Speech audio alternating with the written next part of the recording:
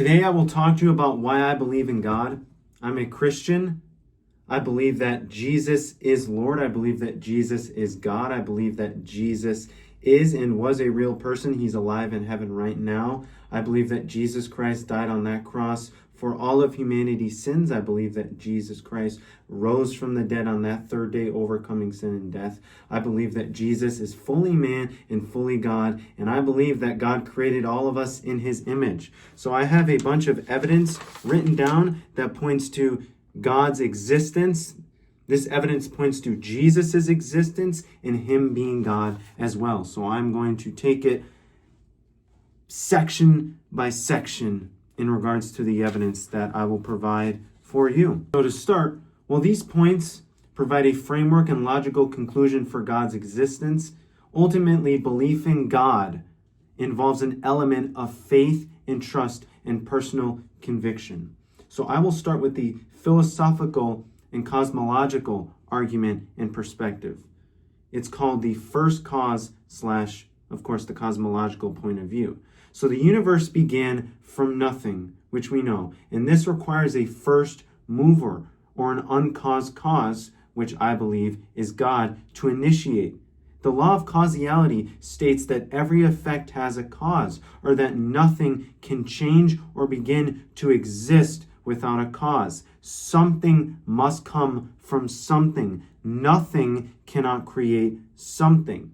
I want to piggyback on that perspective and talk about the design and order of our universe. You see, the intricate order, beauty, and fine-tuning of the universe and life suggest an intelligent designer, not random chance. My friends, an intelligent builder and designer creates order and fine-tuning. Next, we have moral law. You see, we as humans share a moral sense of right and wrong, which points to an objective moral lawgiver.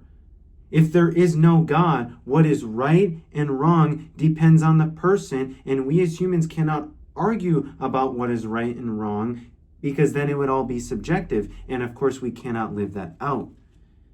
And then I would like to now talk about the origin of life. You see, science cannot fully explain life's origin from non-life. What is more trustworthy, my friends? The most verified and historically accurate book in human history, the Bible, or an incomplete theory that is allegedly millions to billions of years old that can't even tell you how we got here without proof? You see, scientists believe and hold to the Big Bang model, stating that the universe sprang into existence out of nothing about 14 billion years ago. You see, scientists hold to the belief that all space, matter, energy, and time suddenly came into existence from nothing. You see, this means that whatever brought the Big Bang about is beyond space and time, and that it is immaterial and personal, because this being made a decision to create, and of course this being is powerful. You see, if gravity were significantly stronger, stars would burn, leaving less time for life to develop. However, if gravity was much weaker, stars might not form at all, preventing the creation of essential elements for life.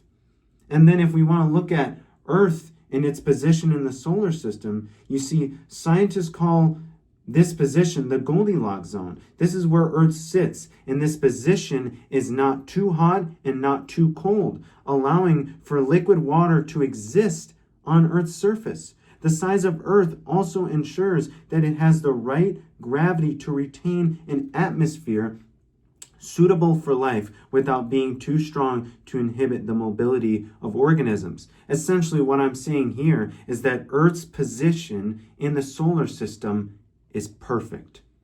And you see, if you want more information on this topic and on this point, look at atheist / agnostic scientists who go by the names of Fred Hoyle, Stephen Hawking, who we all know, and physicist P.C.W. Davies.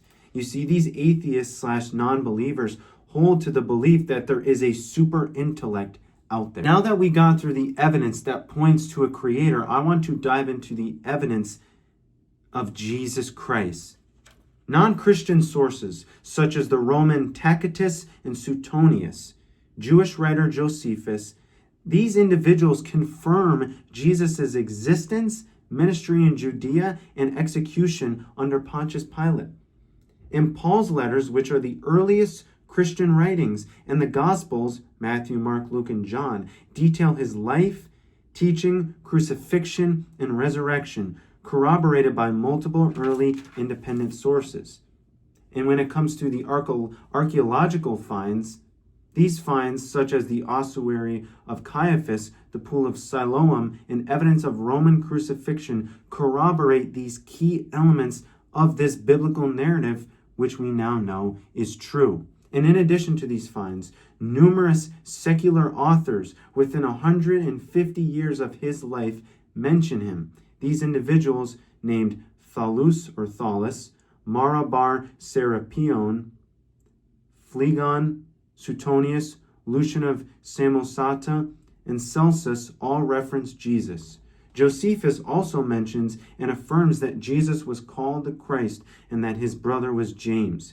Tacitus wrote that Christ suffered the extreme penalty during the reign of Tiberius at the hands of one of our procurators, Pontius Pilate.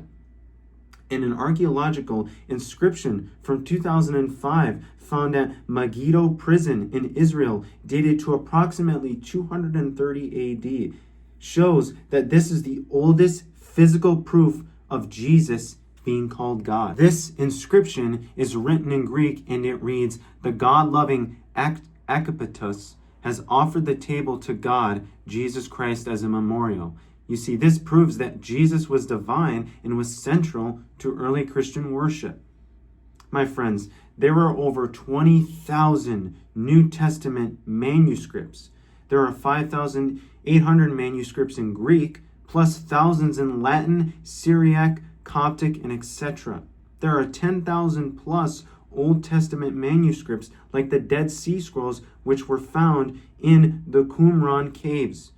This is the most documented ancient text in human history.